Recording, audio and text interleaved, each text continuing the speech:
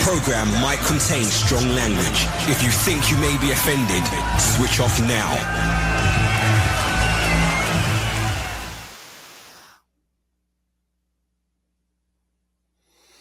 Hey everybody, welcome back to InsideMojo. This is the podcast where we look back on WatchMojo's 20-year history on YouTube and break down the most pivotal moments in our evolution, as well as looking at the evolution of YouTube as a platform through our lens. I'm your host, Rob, and as always, I'm here with our CEO and co-founder, Ashkan Karbasrushan. What's going on, Ash? Not much. Busy week. Good start to the year. Have you recovered from the trauma of reliving your lawsuit in last week's episode?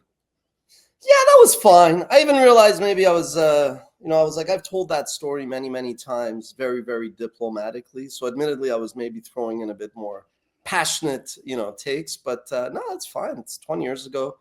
I'm glad I went through it once, but wouldn't want to do it again, as some people say.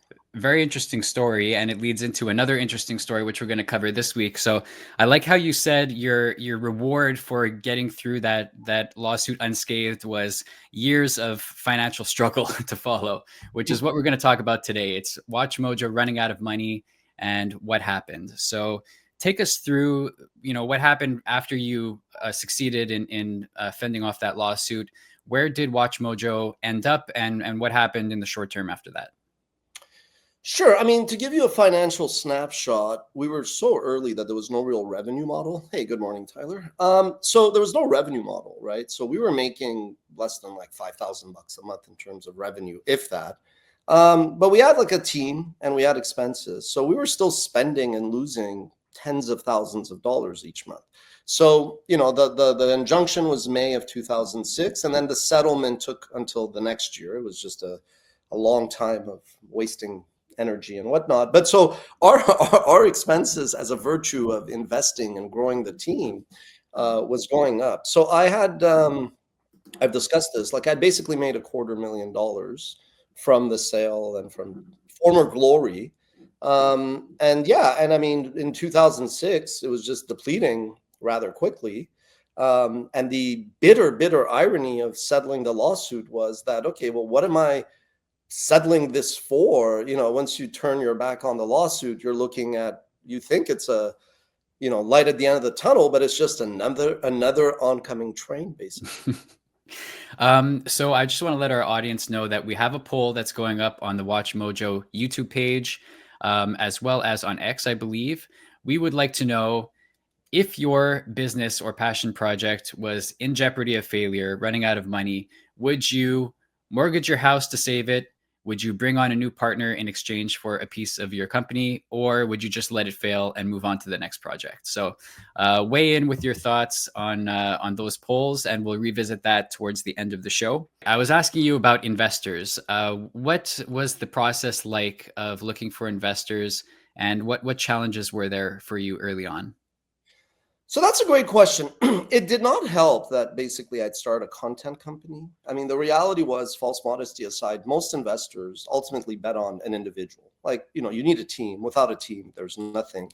But you need a crazy person. You need the misfits, the outcasts, this as Steve Jobs coined, founders and entrepreneurs. So my challenge was that fundamentally, it wasn't like the era after Netflix and House of Cards. It definitely wasn't the era of YouTube, writing checks. It wasn't Facebook guaranteeing dollars and Instagram. Like all of this did not exist. So, investors, you really have to understand, are kind of looking for grand slam outcomes. And that's really based on, there's like a number of fundamental laws, like Moore's law, Murphy's law. These things are coined for a reason. And there is another law called power law. And power law is really, in the context of investing, basically that like your one most successful portfolio company that is going to have a great outcome, that return is going to be so much bigger than anything else that it'll pay for all of your other investments. It'll pay back all your investors for the risk that they took. And that is the case, right? So let's say if Sequoia, which has a very good record, even Sequoia, there was in one of their funds, if they invested in Google, well, that returned, 1,000 or 1,000,000 times more than any other investment. So being like a finance grad and being like a student of this racket and, just being intellectually honest, I wasn't like shocked because I thought WatchMojo, okay, was not going to be $100 billion outcome. Very few companies in content get that kind of scale. But I also viewed it maybe naively that it was such an obvious thing to do, to me at least, that it was going to be a success. But whether or not it would be the kind of success that VCs, who are very much binary, hit or miss, grand slam or nothing. Long story short, it kind of like I understood it, as frustrating as it was, being just turned down as often as I was. What were Well, investors looking for at that stage? Like YouTube was in its nascency. yeah, even when they talk content, they were actually talking more like platforms to serve content creators. So this was what I saw. I basically saw this opportunity. If this represented like content, I was like, you have Hollywood that's producing like super premium content. There's not that much inventory. It's very scarce programming. And they're making a shit ton of money online. On TV. You still think of analog dollars. There were like digital pennies at the time. So I was like, okay, common sense, MTV, ABC, Fox, these guys are not going to take their cream of the crop programming and embrace YouTube. And then if you skip the teal and green lines for a second, at the bottom, you had user generated content, which was really like changing the rules of engagement in media. Anybody with one of these bad boys is a media company. Even then you could see that.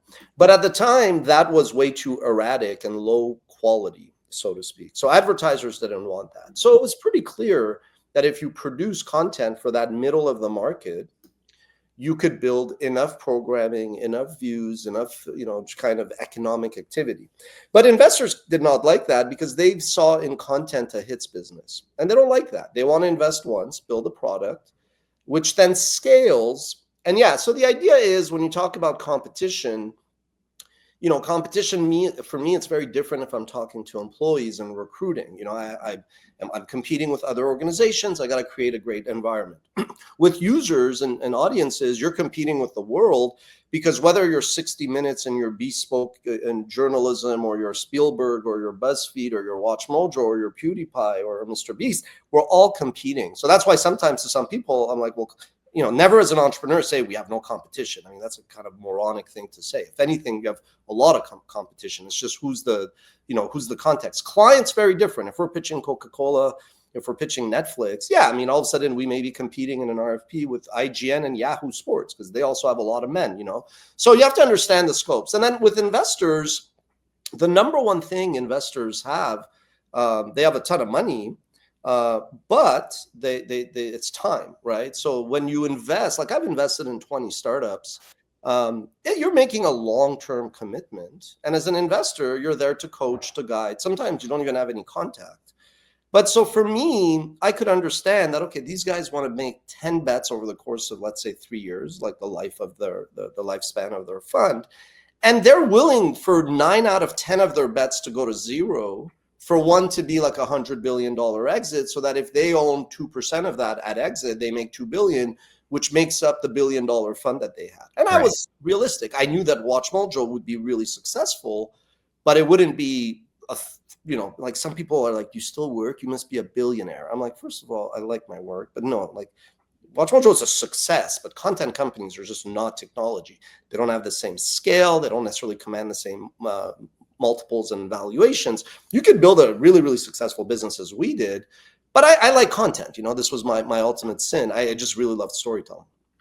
So one big investment that you as founder have to make is employees, talent. Tell me about that. What do you look for in employees? How pivotal was that in growing WatchMojo from the ground up? Well, I mean, look, I don't like to quote warmongers like Donald Rumsfeld, but he goes, you go to war with the army you have, not the army you want. So yeah, like in general, when you talk to, the most successful of VCs, they're always like set up in the Bay Area in San Fran, because that's where you have a lot of engineering talent, a lot of programmers. I love San Francisco, but I would never want to live in San Francisco. LA would have been interesting, but I was like, I'm not going to go set up in LA. In 2006, it was still very much Hollywood. It would have made no sense. New York made some sense, in terms of the capital of the world for media and all that.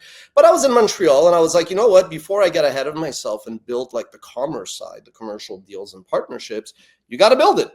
You got to build it. You got to create the catalog. And I basically was hiring young creators who in the backdrop were being told that journalism was a waste of a degree and English was a waste of a degree and liberal arts were for losers. And I was like, no. I'm like, it's a degree. It's a skill. You have to apply it to something. So yeah, like I actually, because I was a jack of all trades, master of none, I was hiring people that really cared about the content. I was hiring people that maybe most entrepreneurs would not want to deal with, whether it was like journalism students or English grads or liberal arts, people that like could look and research and pay, create content that was, worthy of the time of the audience, no matter how crappy content was at the time. So I always was rather contrarian and, zigged when others zagged. So because I was building a content company, I was basically hiring out of Montreal. And admittedly, I was recruiting people who all had a chip on their shoulders, or there was something about each one that I was like, okay, I'll be able to activate this person and really get them to kind of become really the best version of themselves. And frankly, as cheesy as it sounds, a version of them that they don't even know they can. And that's what a good coach does. A good leader is you basically the sum of the parts. I know what I'm good at, I know what I'm bad at, etc. And I could kind of pick. And that's the thing. You meet people early on, and some bosses, they focus on the bad. Okay, we get it. Some guy isn't good at this, some gal's not good at that. Don't build around that weakness. Build around their strengths. So it's common sense, but just it worked, but it was a very long-term project, so to speak. In your book, The 10-Year Overnight Success, you talk about this endless chase and the shift to the creator economy, which I imagine played a big role in WatchMojo's development. Can you talk about that a little bit? Yeah, I mean, look, I think fundamentally the way I looked at things when I would talk to VCs, and I'm not one, like, same thing I've said about lawyers, there's good and bad in everything. I really fundamentally believe that like what is sustainable doesn't scale overnight, and what is scalable, it takes time. Like you really have to kind of chase quality partnerships, quality revenue, as they say, and you can't arbitrage your way to BS. So for us, I kind of always saw VCs a bit as like paper tigers, if you want to call them, like a lot of talk about finding companies that are built to last, but they would be chasing every fad. If all of a sudden somebody was launching, Crapster, the fart app, all of a sudden they were like, well, what is our fart app strategy? And I would be like, really? Like, so I saw every fad come and go. So for us, it was really just like the irony was, as much as that you have to be impatient, you have to be like, something has to bother you as an entrepreneur, you also have to be really, really patient, both with your strategy, with your people. And that's one reason why I actually think at 46, I would probably never start a company myself.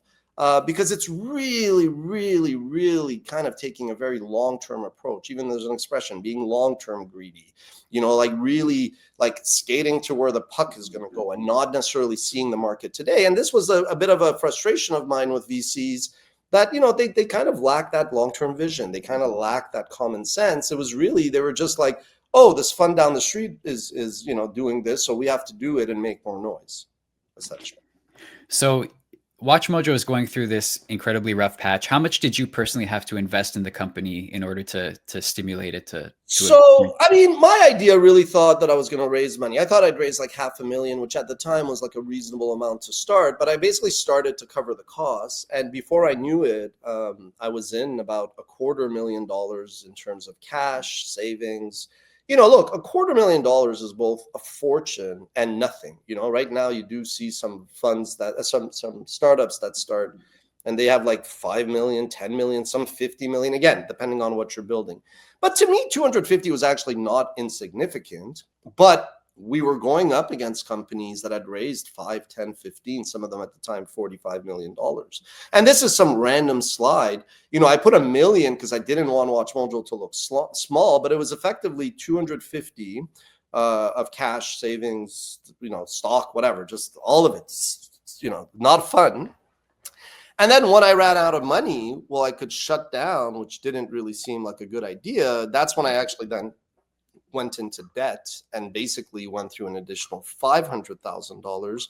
In the end, like the tail of the tape, our accumulated losses over the first few years hit about 898,000 Canadian. So again, ungodly sums of money depending on the context. But as a guy that studied this stuff, I was like, that's nothing, because I knew our competitors in the US were going through $5-10 million just making stupid decisions upon stupid decisions, So you had complete confidence that this would pay off in the end. There was no doubt in your mind. Okay, let's hold on. Were there moments when I would wake up and probably in the fetal position be like, what the fuck did I do? Yes, obviously. I felt like it was 1916. I'm in the French-German, border conflict in World War I in a trench and just being shot at and going, I'm going to die here in this hole. Like, let's just not lose sight of that.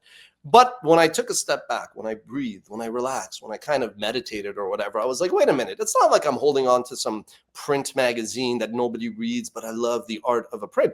It's like the internet, video, mobile, YouTube, online advertising. And we were building an evergreen catalog. And also every other week, we had some big or small media company saying, we love what you're doing. We get this is the future. We can't do it. Can we invest or buy? So I had enough. Like I always tell entrepreneurs sometimes, I'm like, well, what is the end game here for you? Like you're 3 years wandering the desert. I'm a master of that, but I could see enough metrics where objectively I could be like, okay, I don't know when, but this will succeed, right? So I'm not telling people to have blind faith either. It's a lot of personal sacrifice to make. And was there a low point for you in terms of like having to make sacrifice that you maybe weren't prepared to make? Or yeah. Well, I mean, this is more just like what this slide is when you're talking to parties. This is something I've shared when I was teaching at McGill, and I send this to all my entrepreneurs that I help. I'm like, just when somebody approaches you, understand that there's really 3 big phases: interest, intent, and action. So we would get people interested, kicking tires. A lot of them, and this is fine, were picking my brains because they wanted to go invest in something else, not even content. They wanted to understand, okay, how does the media content entrepreneur who might be a client of this technology we're going to invest in? So a lot of it I could sense was that, but it's business is about relationships. So I didn't mind, opening up, so to speak. But ultimately, very few, I spoke to 100, I got turned down by 100 VCs. Very few were moving to intent and even less to action. But to your question, the low point, and I wrote about this in the 10-year overnight success when I was kind of recapping. So like in 2016, I think Mark Zuckerberg, to his credit, him and his wife, she had a miscarriage and he publicized it, and it was good. It was good to raise awareness. So I had, my spouse and I, who's one of the co-founders, she experienced that as well. And with her blessing a decade ago, I alluded to it. And yeah, so July 1st of 2007, it was kind of like we were excited. Like while we had this WatchMojo project, we had this other project that we were looking forward to. And I learned that, yeah, like 30% of women in their first pregnancy do experience that, but few talk about it. And it was just this whole other like layer of stress and, just bad stuff. But that's life, like I know a lot of people in the last decade are like, I'm an entrepreneur. I'm like, do you understand what you're signing up for? Like, forget professionally, forget personally, but that professional and personal blender that you're about to go through for a decade. I'm like, you have to understand you need a lot of resiliency. You need a lot of, just tough, thick skin, just toughness that is, manifested in ways your colleagues don't even know. That day, I still had a colleague complaining about something. I had probably a lawsuit still, but it's just part of life. And, it is what it is. Yeah, I can definitely relate to that. My wife also dealt with a miscarriage in between our first and second kids. So I definitely feel you on that. Not an easy thing to go through. You feel guilty when you're like, you learn about, the way the body is and all that. And you kind of come around to see it, as not a positive, but you understand how, the body and science works, but nonetheless, it sucks, and you have all this hardship at work and then you get that. It was a particularly dark, lonely time. Yeah, no doubt. By the way, one guy who I won't name, it's not a bad thing. He was actually one of those that was like interested. He actually had invested in content companies. He was actually an investor in GameSpot, IGN competitor. Yeah. So he knew content. And when I was like, sorry for following up, I've been dealing with some personal stuff. And when I told him, he's like, oh, it's cool. I've moved on, not interested in investing anymore, which is happy to hear. Nice. But he's like, oh, like my wife also went through it, we'll share horror stories once. So I was like, okay, just thank you, You can relate on some level. What do you say to that? Yeah. So you mentioned having pitched to 100 investors. How many of them just straight up said no to you? And were there any that showed any interest? No, yeah, we had like over 100 no's, but to be fair, so this is one anecdotal, because this guy, I ended up investing in his project after. So we had, I would say, maybe 5 to 10 that were like not just interest, but intent. I don't really think we ever had like a term sheet from a VC, because very quickly I could see like this isn't going to work. But we did have like 2 or 3. Ironically, one was like, there was this software entrepreneur who was looking for his next kind of opportunity named Lauren. And like, he reached out to me and we actually became friends. And once in New York, we happened to be in the city together. And he's like, hey, let's meet up at a wings place. I was like, sure, I like chicken wings. And I realized he suggested Hooters. And I was like, you call Hooters the wings place? I'm like, I would call Hooters something else. It's like the tractor story in Seinfeld. But what's funny is then years later, even though he turned me down and a VC that he introduced me to passed when he wasn't interested, I invested in his company because I was like, I love restaurants, I love food, I like him. So I was like, why not? But it was a bit like I was thinking back, subconsciously, I'm like, am I investing like for just because like he passed? So I'm trying to, again, like humans are weird, but so we had 2 or 3. And even when I wrote the book and I alluded to all these, oh no, it wasn't before, it was before, because I mentioned this in the book. There was a Montreal-based investor, John Stokes. To his credit, he actually had worked in media. So when he set up Real Ventures here, which was kind of pioneering, I mean, they did help change the composition of VC in Montreal. He verbally offered us a $400,000 investment at an $800,000 pre-money valuation for like a third of the business. And it wasn't the money. It was just more, there was a few other terms that we didn't see eye to eye. And I remember vividly like meeting in between where he had his office and I had my office on the main, and a coffee shop. And it just didn't make sense. So he was like, you keep saying nobody offered you something. He's like, I like to point out that I saw what you were building, but never with the VCs, nothing ever serious, because also I didn't want to build a bullshit content farm. I'll be honest with you. And like a lot of these conversations were happening when like demand media was getting a lot of write-ups and they were just producing like content farm. And this was what they were proud of. And I was like, no. I was like, you have to, like, the content has to be good. It's like, yes, there is a volume need in online. You do need certain frequency if you want to be successful. But it's all relative, right? And I think I was a bit, even though a lot of VCs said it's good that you're like right brain and left brain, like you're creative, but you could read a P&L, you get all this. I was a bit more of like a content guy, a story guy than I think, I could have been if I would have brought on an investor who would have, frankly, there was another scenario that was funny. Bo Peabody, who was the founder of Tripod or GeoCities, either or, like one of the earliest social networks. I read one time an article that he was looking for content, and this was like 2008 or 9. So I was like shocked. I'm like, an investor who's looking for content. And I met him a few times, but he wanted us to pivot WatchMojo right before we focused on top 10s and like geek culture and pop culture and fandom. He wanted us to go down style and beauty, obviously. But long story short, I was like, I don't think that makes sense for us. I'm like, the world is going, the world is going forward where everybody with a phone is going to be creating really good like tips and whatever. And I knew that we could not really compete with the universe in food, beauty, and style.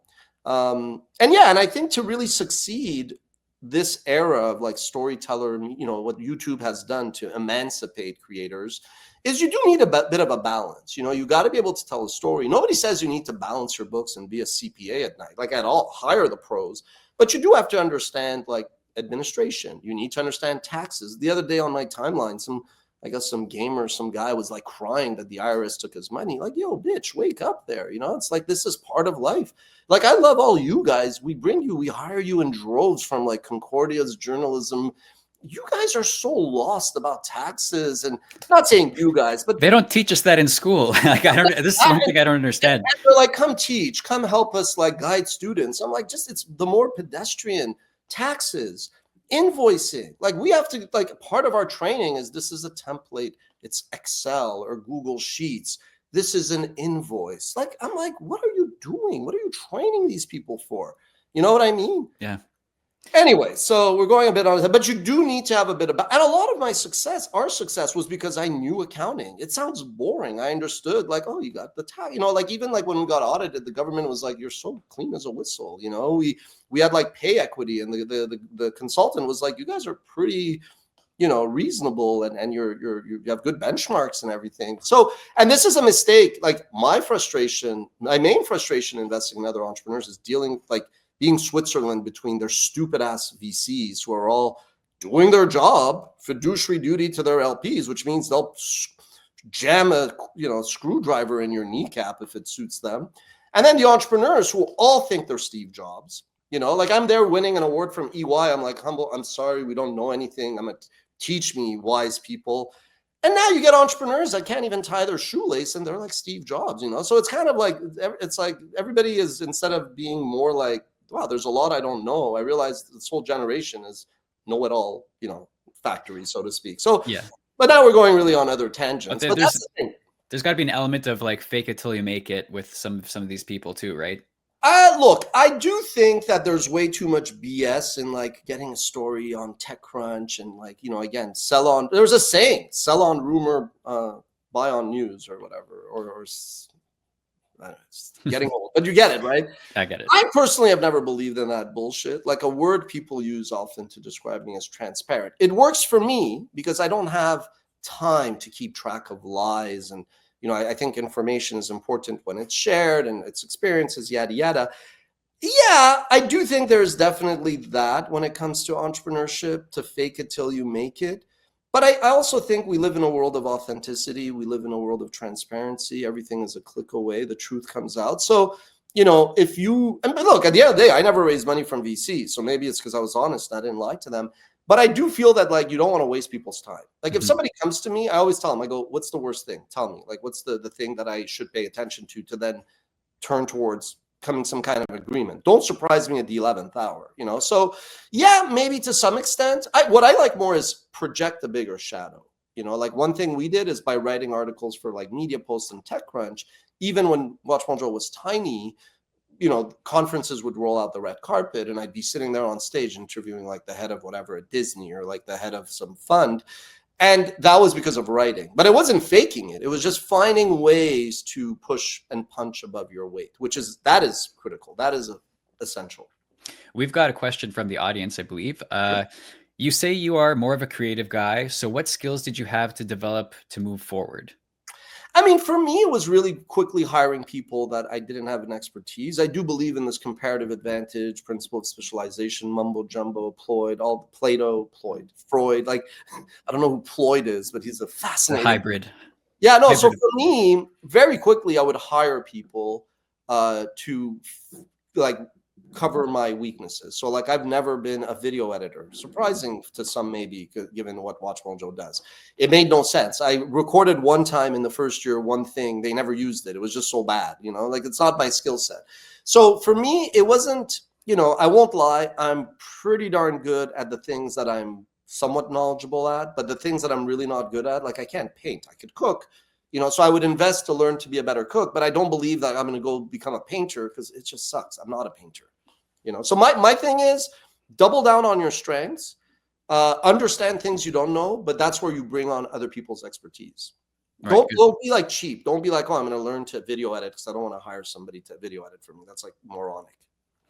So getting back to the topic of VCs, ultimately, do you think that they were wrong to pass up on WatchMojo? And additionally, how many of them do you think were kicking themselves years later after I did have a lot who were like, I always believed in you, buddy, when they were like, good luck with that business, pal. So no, look, I honestly, again, maybe last week I had put some, I don't know, mustard in my coffee, and I was a bit more raw. I don't think VCs were wrong, because even if we're, for example, worth valued, not revenue, valued at 100 million one day, 200 million.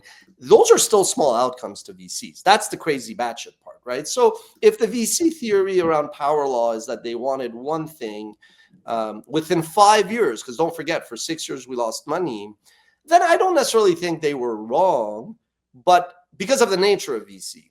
But I also think that, it doesn't help when you do think the world is against you. You do think you're alone. And as an entrepreneur, you do have this complex, it literally is, where you think you're alone and you think like the world is out not to get you, or, at least not to necessarily help you, when VCs are ultimately trying to put money to play, right? So maybe subconsciously I wasn't comfortable, because I had certain principles and I was pretty patient in what I wanted to build. But no, I do get some who come to me and say they regret not investing. But I actually, given what I know about the VC racket now, I think it makes sense. We're a very successful company. My investment, that $250,000, for what it turned into, is probably, again, I study this stuff, is probably one of the best returns on investment in startup history and probably media history, like history. If you take all the investments in companies, but is it still enough for somebody managing like $1 billion fund? Yeah, I don't know. And to each their own. You've referenced in the past about being Iranian, Canadian, a Muslim, a background. Not suggesting that that played into the reasons for rejection, but was that in the back of your mind as you were kind of pitching? Yeah, 100%. I mean, I wrote about this. I mean, you have to also bear in mind, I started my career after 9/11, even though I was secular, Western, atheist, agnostic. And I grew up like in a lot of like Jewish area neighborhoods. Like if you know Montreal, like I grew up in Snowden, which is right next to Hampstead and Côte Saint Luc, or when I lived in Westmount, and, so I work in media where there is a high degree of representation, so I was always, it was weird for me because growing up, I was totally not Muslim. I was as Canadian as they come. I've joked, I brought up on bacon, beers, and babes type of thing. But I did have this insecurity after 9/11 that I was like, oh, people, like when I went to Australia, even though not a single one of the hijackers on 9/11 was Iranian. When I went to Australia, it was as part of media, one of the fans who came with us, we followed the Honda, we went to the Honda Indy kart race, racing car final there. And one of the winners was like a citizen. And as we're drinking and having fun one night, he's like, oh, and this was right after 9/11. And he was like, oh, at first when I saw you get on the plane, I was like, is he one of those guys? I was like, what the fuck? And he said this to me. And I was like, this is just how some people think. So I do think that I had this insecurity. When I left Ask Men, and I refer to this in my book, there were 3 guys that wanted me to join them. Now, I was not interested in joining any company.